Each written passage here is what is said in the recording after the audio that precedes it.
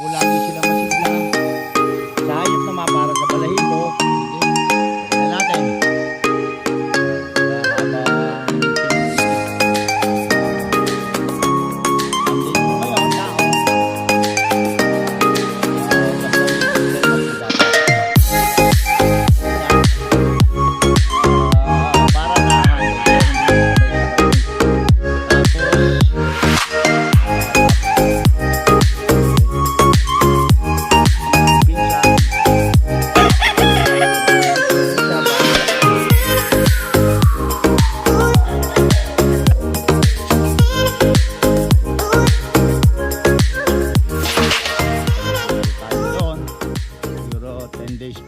Lagi sila masigla.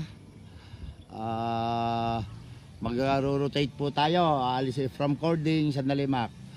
From cording ay ilalagay po natin sa facility sa round pen. Sige po, titimplahin natin din yung ipapainom. Kumain na po sila ng winning tone. Pagkakain, magtitimpla ko tayo ng painom. Sige, ginagamitan ko po nito. Sige, lagay mo na. Ilagay yan. Ng Vitasync. Okay na, pakikuha na ninyo yung ilalagay. Ayan po, bilib ako sa gumawa nitong Vitasync na to. Kasi po, siya? Effervescent, natutunaw ng kanya. Magaling ang idea. Napakaganda po. Di po ba, pag sa tao lahat ng vitamins, lagi may zinc. Kasi sa skin yon. Sa hayop naman para sa balahibo at saka sa kanyang immune system. Sige. Ayan mo na. Ito po kita nyo, kinukuha. Medyo mahaba pa ang damo. Ang technique po para lagi masigla at kikilos ay iba-iba ng katabi. Sige nga, tingnan ko yan. Angelo. Check mo. Tingnan nyo, iba po sila na magkakatabi. Magsisimula tayo sa dulo, susundan natin. Baka po may idea kayo makukuha dito. Sige, lagyan na natin. Diba? Habang tinutunaw, ang gagamitin natin painom ay inilalagay po sila doon. Labig isa lang muna kasi 22 yung round pen. Para ang kalahati may laman, kalahati wala. Pag madumi na, lipat doon sa malinis. Sunday po ngayon, October 20, 2024. Sandali, Bruce. Tingnan ninyo kung paano ang ginagawa. Sige. Una ulo. Yan, para pabitaw din. Sige, Bri. Yon. Kaya po, hindi po kailangan ng maraming tao. Basta may sistema po dapat. Ito po, yan, kita nyo, lilipad agad. Kasi agad siya napalagay na sa iba ang katabi. Ibang lugar. Po siya.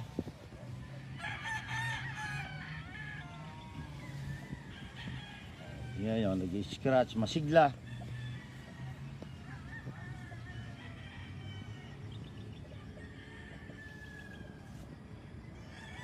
By set po ako kung maghanda ng manok. Kasi nga para na-handle ko, hindi yung sabay-sabay yung 100 o 200. Po natin tingnan nyo, sisiglan nila, ikot lang sila na ikot dyan, tapos hindi pa hawa, safe pa kasi nakano nga Mac, patingin. Ayan po, tingnan nyo pagka naka winning tone, mapula ang mukha, maganda ang manik, tapos makinis sa balahibo kasi nga naka Vitasync sa painom. Tingnan nyo rin po isang ito. Mac, pakidikit mo nga, magkamukha, di po ba?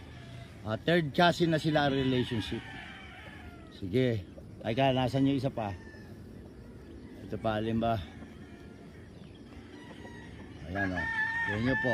Iisa ang uniform ang manok, uniform ang itsura, balahibo, yung physical appearance. Sige, ilagay, danda, wag ibabagsak ang manok ayaw ko po na ibinabagsak ang manok. Nagkaka-injury yan sa paa. Habang Sunday, walang ginagawa.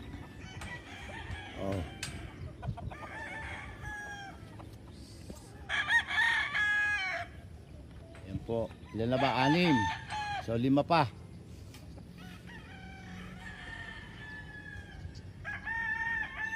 Diba? Yeah.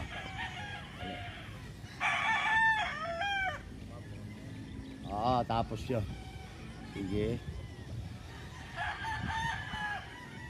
Mahilig po ako sa rotation para kahit saan facilities mo siya ilagay, nagtitraining din siya. Ikot siya dyan, lipad, lakas ang bewang. Oh.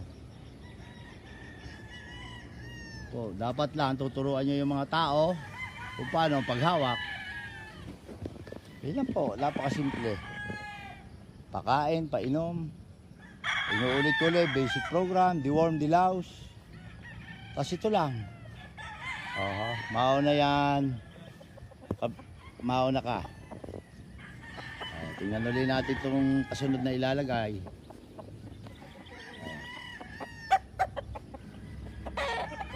Sige, pakilagay mo na.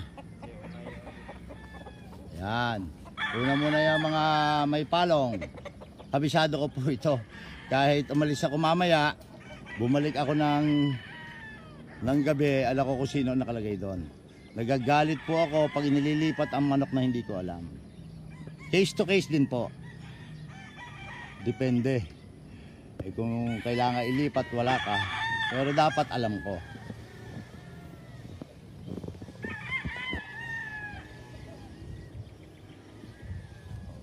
Ano po, iba pang inilagay. Tingnan natin. Lagi yung health status sa titingnan mo.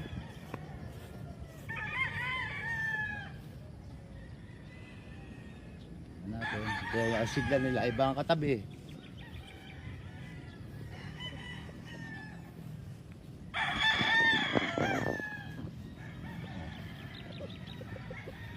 Kasi ngayon po October 20, awards last January 2024 ay eksakto po ano yan. 90 days, 3 buwan ay mabilis na po 'yon. Mark, nasa na yung ilalagay? Pakilagay muna. Yan po. Tingnan ko nga yan. Dala lagi ang painom para kung may namumuong sakit, hindi nangahawa. Nasaan yung isa pa? Ito po, pakita natin yung mga ilalagay. Mac! Last to na ba? Siyam na, no? Sige, pakilagay na. Dala po ang painuman.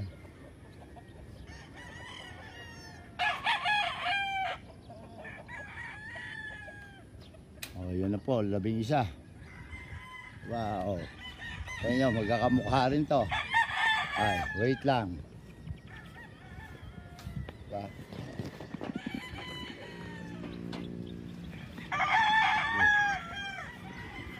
Magpikiyo, magpipinsan. Na-produce ko po siya by line breeding.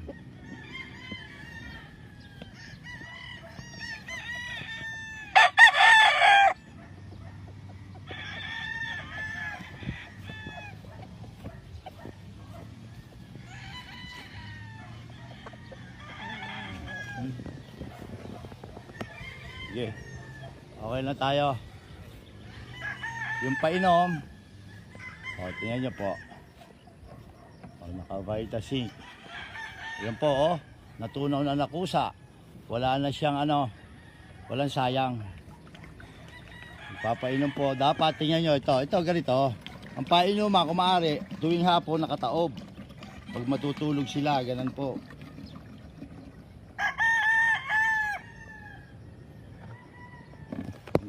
Kuya, hindi mo na kailangan yan. Sige, painom. Pakita rin natin para alam yung activity natin. Lagi po malinis. Yung painom, parang ikaw ang iinom. Ito pong Vita Zinc, pwedeng inumin ng tao. Wala lang si Peterson Guerra. Kung nandito siya, papainom natin ang aktual. Para kita nyo. Ganun po ang preparation ng Vita Zinc. Pantao. Kaya sigurado safe. Ang gamit po noon, 3 times a week lang. Every other day.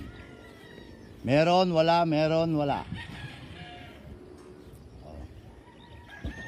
Ito, manood tayo.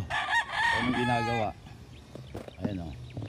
Ito pa, isang technique na ma-share ko sa inyo. Yung painuman po, idikit mo doon sa corner. Pag sa gitna kasi maaapakan niya agad yan eh. Maya maya naman po ubos na agad yan eh. Okay. Para wala sayang. Sige. Lagyan.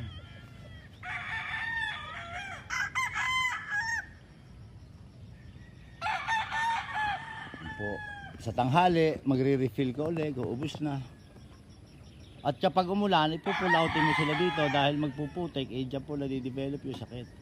Di balik mo ulit sa cording, kaya sa running pen.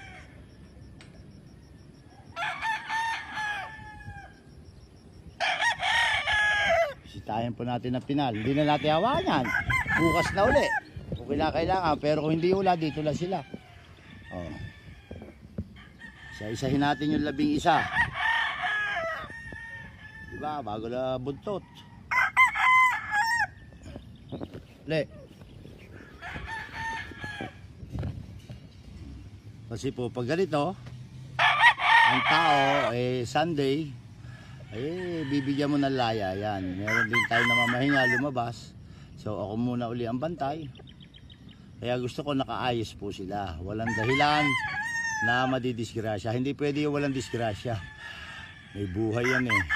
Yung walang dahilan. Pag nadisgrasya pa talaga, ginawa mo naman lahat. Dapat kaya mong tanggapin. Ganun talaga yan. Diyan ako inis na inis. Kaya po maingat ako sa lahat ng bagay na kailangan ng manok.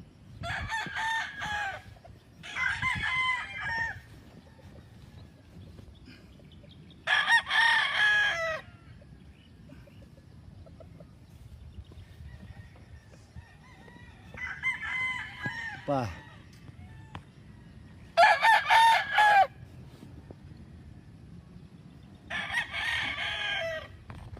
Ganda po, no? Ganda na ang balahibo. Kasi palapit na ng palapit yan eh. Oh, ito isang itatingin nyo. Para may nervyos pa siya. Ayaw pa niya kumalisag. Ibig sabihin masasakit pa katawan yan. Dapat marunong kang bumasa kung ano ang status ng manok. Iniinom na mabuti ang Vitasin.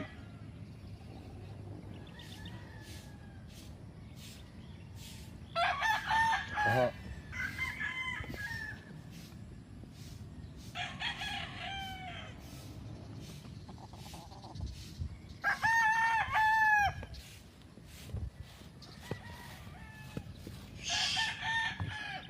Bicep po, di ba? Nag-vlog din ako sa inyo kahapon. Iba naman yung pinakita ko, yung maliliit na manok. Ito po mga 2-2, 2-3. Timbang po ng magagaling yan. Tandaan nyo yan, simula 2-2, paakyat. Mga super na manok yan. At saka, mga ano po, age cock sa multi-winner. Kaya mabigat. Kaya tutok ko kasi nga, mabilis din sila bumigat pag hindi ka marunong. Yan yung inom siya ng inom, di ba?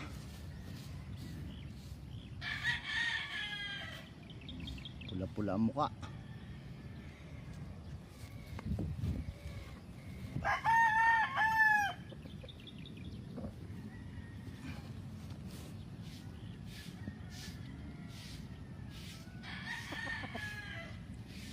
Aha.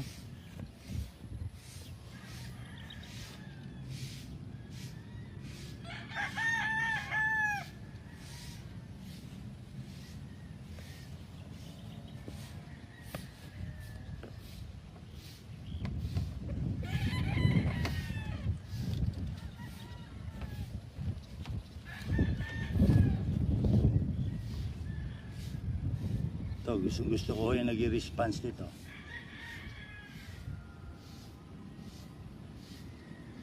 Ano, tingnan nyo, iniinom talaga.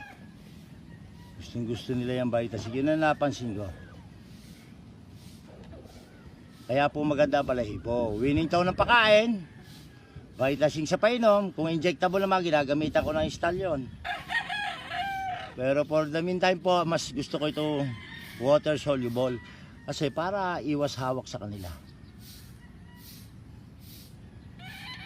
Pasyal po kayo dito para makita nyo na actual. Okay lang naman. Pumasyal para nadadagdagan ako ng kaibigan kasi para actual po na makita nyo. I-schedule lang kasi napaka-busy oh. Daming ni kinakausap. Ang punan niyo.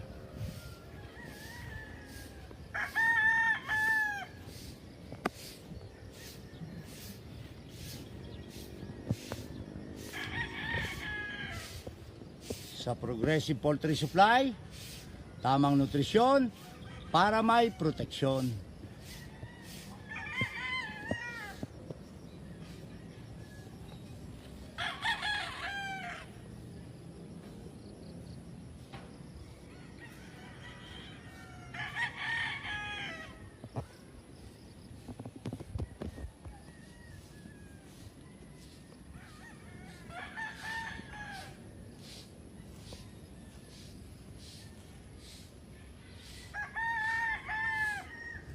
Yan po. Siyempre, mamamasyal yan, sigurado ako. Ay, dapat responsable muna sila. Walang problema, basta magpapaalam. Oh, tingnan nyo po yung iba pang facilities. Ano, nire-ready na rin. Nililinisan. Ito po, bakante. Dito naman sila ilalagay.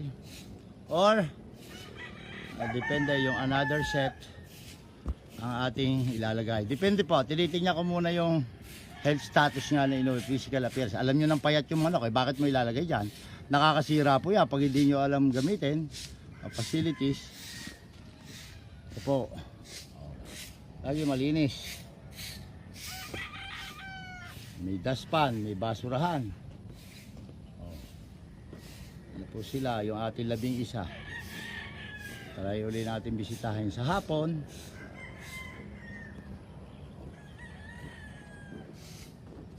Para shoot na lang na shoot naka-ready lagi. Magwawalis pa po sila. Papaalis, makakapamasyal sila. Pero maglilinis muna sila at nakaayos sa manok. Babalik uli pag magpapatuka sa hapon.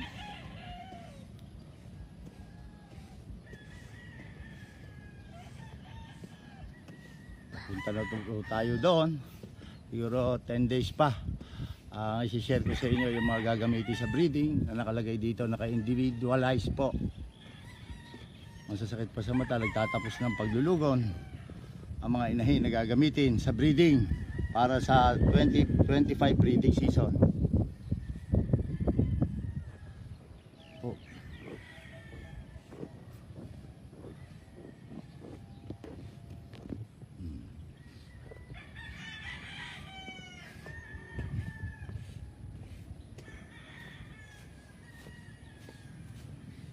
Ayusin pa po ruweda, nagtatambak pa ng lupa. Pero nasa corner ang ruweda para kita mo sila lahat. Pag may nakakawala o kung ano man, madaling takbuhin.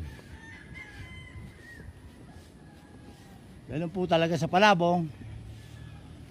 Always give your best. Kasi patayan ang kanilang pupuntahan.